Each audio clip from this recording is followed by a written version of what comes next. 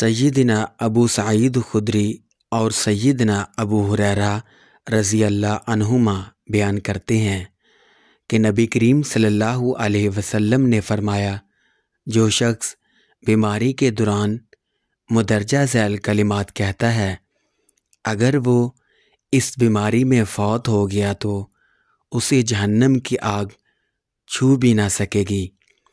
لا الہ الا اللہ واللہ اکبر،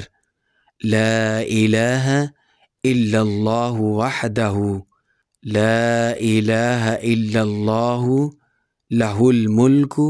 ولہ الحمد، لا الہ الا اللہ ولا حول ولا قوة